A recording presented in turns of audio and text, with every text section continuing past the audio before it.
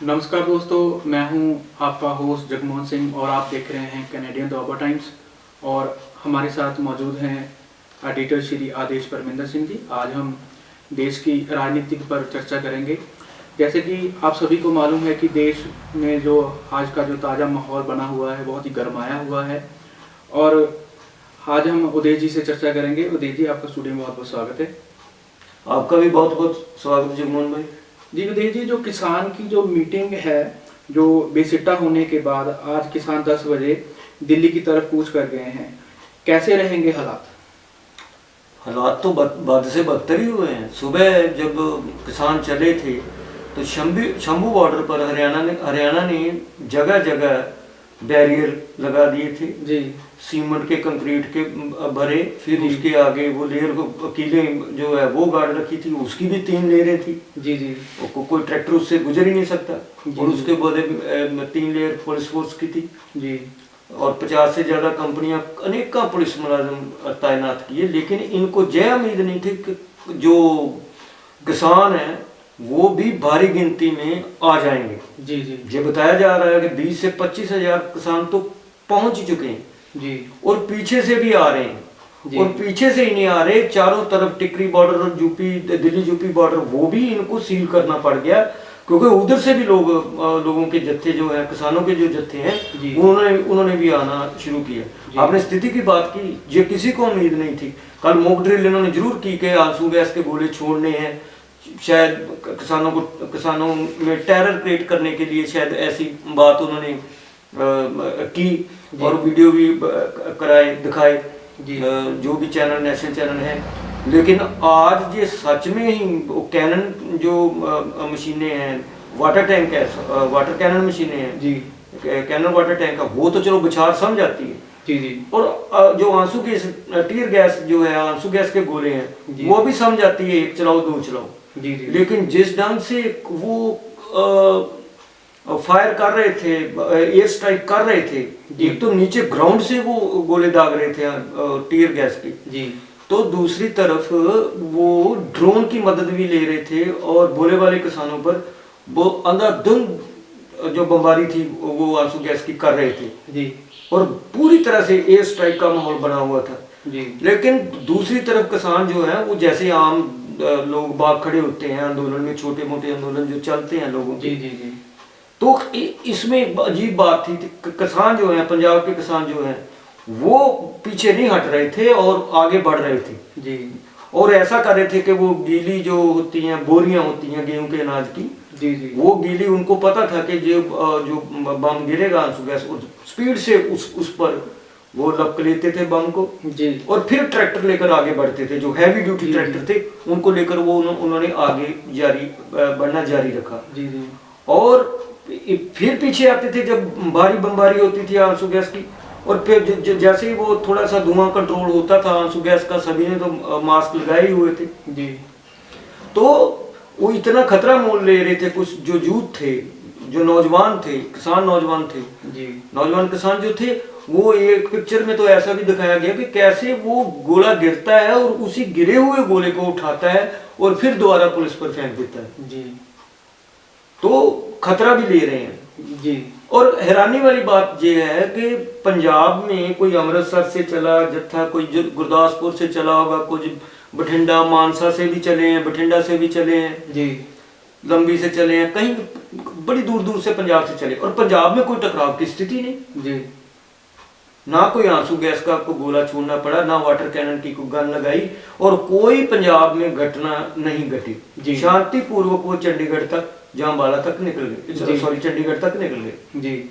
लेकिन ऐसा क्या हो गया कि जो हरियाणा की गवर्नमेंट है उसने इतनी बैरिकेडिंग कर दी, मानो कि वो पंजाब से वो मोदी सरकार जहाँ गवर्नमेंट, सेंट्रल गवर्नमेंट जो है वो कोई बहुत बड़ा युद्ध लड़ने जा रही जी। तो युद्ध जैसे हालात पैदा कर दी जी। और कुछ दिन पहले पंजाब के जो सीएम है, उन्होंने, भगवंत मान है, उन्होंने जब बात कही भी जी कि देखिए आप ऐसा मत कीजिए, 1947 में देश की कुर्बानियां पंजाबियों की ज्यादा है, बहुत शहीदियां दी हैं और जेल डरने वाली कौम तो है नहीं जी। अपना हक है, इन किसानों को ऐसे मत करो। आपने तो पाकिस्तान बॉर्डर जैसे हालात बना दिए, जो पंजाब पाकिस्तान का बॉर्डर है जी जी वहां पर भी इतनी सख्त बैरियर कोडिंग नहीं है जितनी शंभू बॉर्डर और अन्य बॉर्डर और दिल्ली से 70 मीटर तक तो बहुत ही शार्प बिछा दी है, जैसे कि कोई हमला कर रही है, पाकिस्तान फौजी हमला कर रही है जी जी या कोई दूसरा विदेशी हमला हो रहा है कि नीचे से वो कहीं दिल्ली के लाल किले पर कब्जे न कर ले। जी तो ऐसा तो मैं जरूरत नहीं समझता जैसा मनोहर लाल खट्टर ने कर लिया है। जी तो अब किसान है वो भी पीछे नहीं हट रहे। जी तो कोई भी झड़प अगर झड़प हो गई तो खूनी टकराव में भी बदल सकती है। जी ऐसे में किसानों को भी धैर्य से काम लेना चाहिए। तो अब जो कानून है, कोई बजट सेशन तो है नहीं, जी तो सरकार को भी चाहिए कि अगर आपने प्रॉमिस किया था, वादा किया था, कमेटी उसको डिले क्यों किया गया? जी फिर अगर बैठक चल रही है तो आप पीछे से वो जो बैरियर लगा रहे हैं वो क्यों लगा रहे हैं भाई? जी इसका मतलब आपकी नीयत में खोट है। यही सर्वजीत पंडेर जो है वो किसान यूनियन के जो मेन नेता है डल्लेवाल के अलावा, और डल्लेवाल भी यही कह रहे थे जी कि इनकी नीयत में ही खोट है। ये कुछ लागू किसानों को देना ही नहीं चाहते, जो सिर्फ जी बड़े घरानों को देना चाहते हैं, उन्हीं के कर्जे माफ करते हैं। जी और मैं हैरान हूं कि आज जो आदित्य जोगीनाथ है यूपी के सीएम, जी मुख्यमंत्री भाजपा की तरफ से हैं, तो वो कह रहे हैं कि देखिए हमने किसानों को मोदी सरकार ने, सेंट्रल सरकार ने पर वर्ष 6,000 देने का ऐलान किया हुआ है, गारंटी दी थी और पूरा कर दी। अब भाई ये तो कितना बचकाना बयान है, ये शर्मसार करता है। किसी बच्चे को भी समझ आती है जब वो दुकान पर जाता है, कोई चॉकलेट खरीदता है, कोई कुछ खरीदता है, कि 6,000 सालाना क्या मतलब होता है इसका? 500 रुपये महीना। तो 500 रुपये में महीना में आम आदमी तो एक दिन का खाना भी नहीं खा पाए, एक टाइम का खाना भी नहीं खा पाएगा जी, मिलेगा ही नहीं उसको जी बच्चों का बस चॉकलेट भी नहीं आएगा जी, वो भी 20 रुपए से आजकल कम नहीं आता जी। तो ऐसे बयान देने के हमने 500 रुपया, ये नहीं कहते कि हमने 500 रुपया महीने का किसानों 12 करोड़ किसानों को दे दिया है, कहते हैं 6,000 रुपया दिया जी 6,000 में भाई क्या बनेगा? जी अगर जितना फसल पर लागत आती है तो अन्नदाता क्यों रो रहा है जी कि आपने जब जो 2019-20 में जब ये पिछला किसान आंदोलन चला, आपने वादा किया वो उठकर आ गए, जी उन्होंने बदल नोटिफिकेशन जारी नहीं किया, कमेटी बनाई एमएसपी पर, उस पर कोई काम ही नहीं हुआ। इन पर बात उड़ेल दी कि आपके आदमी नहीं आए इसलिए रह गए। हद होगी, नहीं आए तो ना आते। आप लागू करो उस एमएसपी को जो उनसे उनके साथ वादा किया था जी, कुछ तो करो, आपने कुछ भी नहीं किया जी। और अगर एक आदमी का 1 एकड़ पर मान लो कि 10,000 खर्चा आता है एक फसल पर, जी तो क्या वो 5,000 में बेचेगा? जी या 8,000 में बेच देगा? उसको थोड़ा प्रॉफिट चाहिए। जी जो भी जेन्युइन है आप दो। जी स्वामीनाथन की रिपोर्ट है उसको लागू कर लो। जी आप कहते हैं उस पर भी कमेटी बैठाएंगे और कमेटी पर कमेटी बैठाएंगे। अब लोगों में ही नहीं, किसानों में ही नहीं, आम लोगों में भी यह मैसेज जा रहा है कि जो सरकार है ही जुमलेबाज। कभी 15 लाख खाते में आ जाएंगे, ये सिर्फ चुनाव के पास आकर बड़े बड़े वादे करते हैं और बाद में गारंटी इनकी जो है वो खत्म हो जाती है जी। और जो गारंटियां देते भी हैं वो इतनी छोटी मोटी होती हैं और दूसरी जो होती हैं सरकारें वो इनसे पहले अच्छी स्कीमें दे देती हैं। जैसे जो 300 यूनिट माफ करते हैं, 300 यूनिट तो पहले ही पंजाब में माफ थे जी। अब भगवंत मान आया तो उसने टोटली बिजली फ्री कर दी। जी तो डबल इंजन की सरकार आप कहते हो, आप कर क्या रहे हो? जी मुझे तो लगता है डबल इंजन की सरकार ऐसे है जैसे बीच में कोई डिब्बे नहीं है, एक इंजन इधर लगा एक इधर लगा, वो उधर खींच रहा है, इधर खींच रहा है जी। और उसका ड्राइवर जो बना रखा है गवर्नर है और गवर्नर सरकार इस तरफ चलती है तो गवर्नर उस तरफ खींचता है। जी क्या है डबल इंजन सरकार? पूरे डेमोक्रेसी का ये तो मर्डर नहीं तो और क्या है। जी। सुप्रीम कोर्ट को भी अंडर प्रेशर कर रखा है। वो जज है वो भी कहते हैं कि ये तो टोटल डेमोक्रेसी का कत्ल है जो चंडीगढ़ में कांड इन्होंने किया मेयर के चुनाव में। जी तो जग जाए। तो अभी भी वक्त है बीजेपी वालों को, मोदी सरकार को, केंद्र सरकार को संभल जाना चाहिए कि जो आप कहते हो कि 80 करोड़ लोगों को खाना दे रहे हैं, अनाज दे रहे हैं, जी जी भाई ये तो सोच लो अनाज ले कहां से रहे हो? ऊपर से गिर रहा है क्या कि चाइना से ले रहे हो?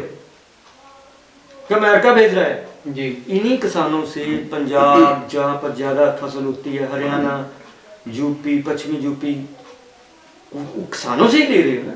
80 करोड़ लोगों को बांट रहे, उनका जूता उन्हीं के सिर पर मार रहे जी। तो उनकी कीमतें नहीं बढ़ाओगे, अगर वो फसल बोनी बंद कर देंगे जी तो फिर क्या होगा? भूखा मरेगा देश। जी। और अब जो इन्होंने देखो, वो जो पूरे पंजाब के हरियाणा के बॉर्डर, वो देश को, पंजाब को एक अलग कर दिया है, हरियाणा को। जी जी। पंजाब को भी अलग कर, पंजाब को तो कर ही दिया है जी। तो क्या जी सोचते हैं पंजाब से अनाज कहाँ से गाड़ियां जाएंगी? जी उधर से इधर को कैसे प्रदान होगा? जी। तो ऐसी बात है, उम्मीद नहीं थी कि इतना जी आंसू बोले। वो कौन सा भाई आगे आगे बढ़ रहे हैं जी। तो हद होती है किसी ढंग से उस कॉन्फ्लिक्ट को, जो क्लैश हो रहा है। आज कॉन्फ्लिक्ट है, कल को क्लैश में, झड़प में बदल जाएगा जी। तो नुकसान होगा, देश का नुकसान होगा। जी। अब प्राइम मिनिस्टर मोदी आज चले गए हैं यूएई, जी। सऊदी अरब अमीरात, वहां जाकर गार्ड ऑफ ऑनर ले रहे हैं और देश जल रहा है। जी जी। और गृह मंत्री भी देख रहे हैं हमेशा। जी। इनको तुरंत चाहिए, अभी भी वक्त है कि देश को संभालें, देश की परिस्थिति को संभालें, जी। अन्यथा बहुत देर हो जाएगी। जी। फिर माफी मांगते फिरोगे। इससे अच्छा है कि अभी कंट्रोल कर लो, आगे इनकी मर्जी। तो दोस्तों, आप देख रहे थे कनाडा दोअब्बा टाइम्स, और ऐसे ही बहुमूल्य विचार लेकर और इस संबंधी चर्चा लेकर आगे वाले एपिसोड में हम आपसे मुलाकात करेंगे। प्लीज़ चैनल को लाइक कीजिए, सब्सक्राइब कीजिए और अपने जो मैसेज है वो हमें कमेंट बॉक्स में भेजिए। तब तक के लिए धन्यवाद। धन्यवाद जरूर।